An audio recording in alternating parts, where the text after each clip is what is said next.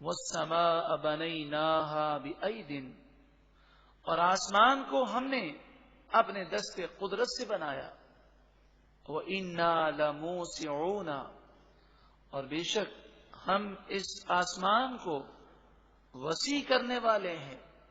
بہت بڑا آسمان بنایا کہ جس کے سامنے زمین کی مثال ایسے ہے جیسے بہت بڑا صحرا ہو، بہت بڑا میدان ہو، اس میں ایک چھوٹی سی گیند موجود ہو.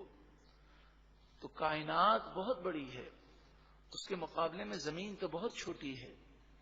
وَالْأَرْضَ فَرَشْنَاهَا، اور ہم نے زمین کو بنایا، بچھونا بنایا، فرش بنایا، یعنی زمین کو نیچے رکھا. اور یہ زمین تمہارے پاؤں تلے ہے، تمہاری ضروریات کی چیزیں اس زمین میں ہم نے رکھی. فَنِعْمَ الْمَاهِدُونَ، بس ہم کتنا ہی خوب بچھونا بچھانے والے ہیں. وَمِن كُلِّ شَيْءٍ خَلَقْنَا زَوْجَيْنِ، تمام چیزوں میں سے ہم نے جوڑے بنائے. جیسے نر ہے مادہ ہے، مذکر ہے مؤنث ہے، اسی طرح ضدین ہے. روشنی کی ضد اندھیرا ہے، رات کی ضد دن ہے. سورج چاند، دن رات، آسمان زمین، خشکی تری، گرمی سردی، انسان جن، کفر ایمان، نیک بختی بدبختی، حق باطل. تو ضدیں موجود ہیں، اور ہر چیز کی پہچان اس کی ضد سے ہوتی ہے. جس نے اندھیرا نہیں دیکھا وہ روشنی کی قدر نہیں کر سکتا، جو رات کو نہیں جانتا وہ دن کی قدر نہیں کرتا، جس نے نابینا کو نہیں دیکھا وہ آنکھوں کے نور کی قدر نہیں کرے گا، جس نے بہرے کو نہیں دیکھا وہ کان کی نعمت کی قدر نہیں کرے گا. تو زوجین، ضدین موجود ہیں، نر و مادہ بھی ہے، مذکر و مؤنث بھی ہے. اس کے علاوہ کئی چیزیں ہیں جن کے اپوزٹس ہیں. لعلکم تذکرون، تاکہ تم نصیحت حاصل کرو. اب دیر مت کرو، اب گناہوں بھری زندگی مت گزارو. ففروا الی اللہ، اللہ کی بارگاہ میں دوڑو اور اس کی بارگاہ میں جھک جاؤ، اسے راضی کرنے کے لیے کوششیں کرو. ففروا الی اللہ انی لکم منہ نذیر مبین، بے شک میں تمہیں کھلا ڈر سنانے والا ہوں، اس سے پہلے کہ اللہ کا عذاب آ جائے جلدی کرو. وَلَا تَجْعَلُوا مَعَ اللَّهِ إِلَٰهًا آخَرَ، اور اللہ کے ساتھ دوسرا الہ، خدا، معبود نہ سمجھو. اس کے علاوہ کوئی معبود نہیں، الہ نہیں، خدا نہیں. انی لکم منہ نذیر مبین، بے شک میں تمہیں رب العالمین کی طرف سے کھلا ڈر سنانے والا ہوں. کذالک، اسی طرح، ما اتی الذین من قبلہم من رسول، جب بھی ان لوگوں سے پہلے لوگوں کے پاس کوئی رسول آتا، کوئی نبی آتے، کوئی نصیحت کرنے والا نصیحت کرتا، الا قالوا ساحر، وہ کہتے یہ تو جادوگر ہے، او مجنون، یا یہ مجنون ہے. ہر دور میں یہ رہا کہ اچھی بات لوگوں کو بری لگتی ہے، اچھے لوگوں کا مذاق اڑایا جاتا ہے.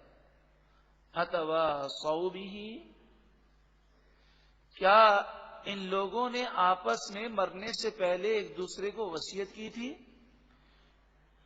پچھلے لوگ اور موجودہ لوگ سب ایک جیسے ہی ہیں، وہ بھی حق کا انکار کرتے، یہ بھی حق کو نہیں مانتے.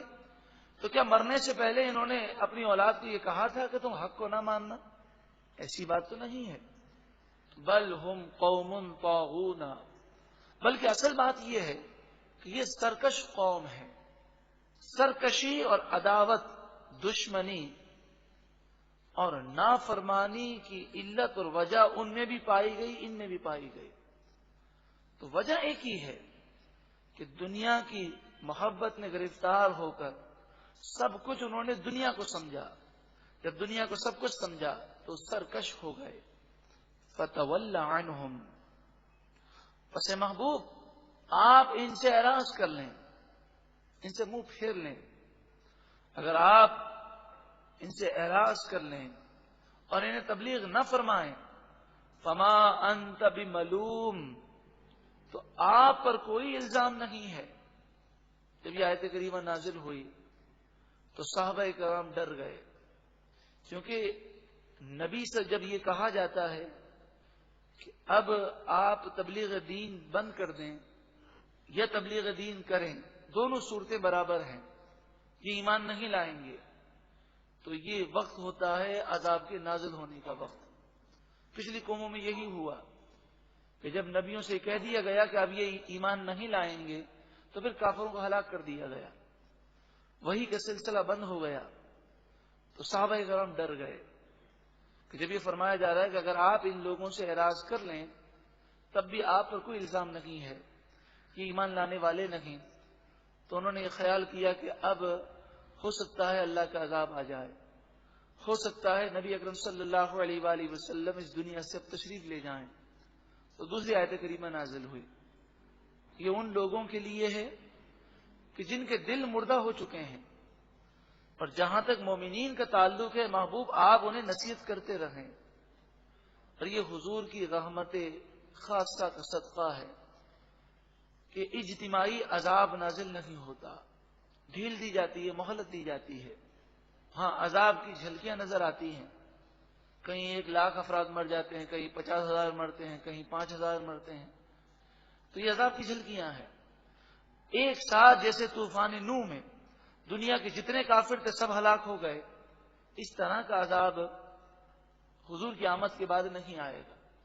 وَذَكِّرْ، اور آپ نصیحت کیجئے، فَإِنَّ الذِّكْرَىٰ تَنفَعُ الْمُؤْمِنِينَ، پس بے شک نصیحت مومنوں کو فائدہ دیتی ہے. قرآن مجید فرقان حمید نصیحت کا حکم دیتا ہے. ہم بھی مومنوں کو نصیحت کرتے رہیں، یقیناً نصیحت ضرور فائدہ دیتی ہے. بس کوشش یہ کرنی چاہیے کہ انداز اور ماحول اس قدر پیارا ہو کہ نصیحت اثر کر جائے. دنیا کے لیے بے شمار کوششیں کی جاتی ہیں، تو کسی کو راہ راست پر لانے کے لیے اگر نصیحت کرنی ہو تو جذبات میں آنے کے بجائے عقل سے کام لے کر ایک ایسا ماحول پیدا کیا جائے کہ وہ سننے کو تیار ہو. وَمَا خَلَقْتُ الْجِنَّ وَالْإِنسَ إِلَّا لِيَعْبُدُونَ، اور میں نے جنات اور انسانوں کو صرف اپنی عبادت کے لیے پیدا کیا. یہ قرآن کی آیت ہے. دنیاوی ترقیاں، دنیاوی ڈگریاں، بنگلے، کاروں اور عہدوں منصب کے لیے انسان اور جن کو پیدا نہیں کیا گیا. میں نے جنات اور انسانوں کو صرف اپنی عبادت کے لیے پیدا کیا. اب جسے عبادت کے لیے پیدا کیا گیا اس کا سارا دن گناہ میں گزرے، اور اگر چند منٹ کے لیے وہ اللہ کی عبادت کرے وہ بھی بے توجہی کے ساتھ. مومن اگر دنیا کے کام کرتا ہے تو وہ بھی عبادت کے طور پر کرتا ہے، یعنی رسول اللہ کی سنت سمجھ کر حضور کے حکم کے مطابق، شریعت کے مطابق کرتا ہے. تو جو کوئی شریعت اور سنتوں کے مطابق کام کرے اور وہ اللہ اور اس کے رسول کا فرما بردار ہو تو اس کا سونا بھی عبادت ہے، اس کا کھانا بھی عبادت ہے، اس کا حلال روزی کمانا بھی عبادت ہے. وہ فرائض و واجبات اور تمام ضروری چیزوں کی پابندی کرتا ہے. ما ارید منہم من رزق، میں نے ان لوگوں سے روزی حاصل کرنے کا کوئی ارادہ نہیں کیا. یعنی میں نے انسان اور جنات کو اس لیے نہیں بنایا کہ وہ میرے لیے روزی کا ذخیرہ کر کے دیں، بنایا اسی لیے کہ وہ صرف اور صرف عبادت کریں اور عبادت کر کے اپنا بھلا کریں. اور نہ ان سے یہ کہا ہے کہ وہ اپنے لیے روزی ڈھونڈیں، یعنی روزی کے اسباب اختیار کرنا تو جائز ہیں، لیکن ہم کوشش کرتے ہیں اس لیے روزی نہیں ملتی، بلکہ روزی دینے والا اللہ رب العالمین ہے. جو روزی لکھی ہے وہی ملتی ہے، صرف کوشش کرنے کی ہمیں اجازت دی گئی. وما اريد ان يطعمون، اور نہ میں نے یہ ارادہ کیا کہ وہ مجھے کھانا کھلائیں، تو نہ میں ان سے کھانا مانگتا ہوں، نہ ان سے یہ کہتا ہوں کہ روزی تم کوشش کرو گے تبھی ہی ملے گی، بلکہ فرمایا گا جو روزی لکھی ہے وہ ضرور ملے گی. اور روزی کے ذخائر دنیا کے اندر میں نے پیدا کیے ہیں، پھر بھی وہ روزی کی وجہ سے، دنیا کی وجہ سے عبادت کو چھوڑ دیتے ہیں. پہلے عبادت کا ذکر ہے، پھر رزق کا ذکر ہے. اس میں مناسبت یہ ہے کہ اکثر گناہ اسی لیے ہوتے ہیں کہ انسان دنیا کی دولت اور روزی کی فکر کی وجہ سے آخرت کو بھول جاتا ہے، اللہ کی یاد کو چھوڑ دیتا ہے. ان اللہ هو الرزاق، بے شک اللہ تعالی ہی بہت روزی دینے والا ہے. ذو القوۃ المتین، اور اللہ رب العالمین ہی بڑی قوت والا، قدرت والا ہے. فَإِنَّ لِلَّذِينَ ظَلَمُوا ذَنُوبًا مِثْلَ ذَنُوبِ أَصْحَابِهِمْ، تو بے شک ان ظالموں کے لیے جنہوں نے رسول کریم صلی اللہ علیہ وسلم کی تکذیب کر کے آپ کو جھٹلا کر اپنی جانوں پہ ظلم کیا، ایسے ظالموں کے لیے عذاب کی ایک باری ہے، حصہ ہے، نصیب ہے، جیسے ان کے ساتھ والوں کے لیے ایک باری تھی. یعنی جس طرح پچھلی امت کے کفار نے انبیاء کو جھٹلایا اور ان پر اللہ کا عذاب آیا، اسی طرح ان کافروں پر بھی اللہ کا عذاب آئے گا. فلا یستعجلون، بس یہ مجھ سے جلدی نہ مانگیں، ایک وقت مقرر پر ان پر عذاب ضرور آئے گا. فویل للذین کفروا من یومہم الذی یوعدون، بس بربادی ہے، خرابی ہے ان کافروں کے لیے، ان لوگوں کے لیے جنہوں نے کفر کیا. کافروں کے لیے بربادی ہے، اس دن بربادی ہے، ان کے اس قیامت کے دن جس دن کا ان سے وعدہ کیا جاتا ہے. اس دن یہ ہلاک و تباہ ہو جائیں گے. رب العالمین ہمیں اس قلیل دنیا کی حقیقت سمجھتے ہوئے طویل ترین قبر و آخرت کی تیاری کرنے کی توفیق عطا فرمائے.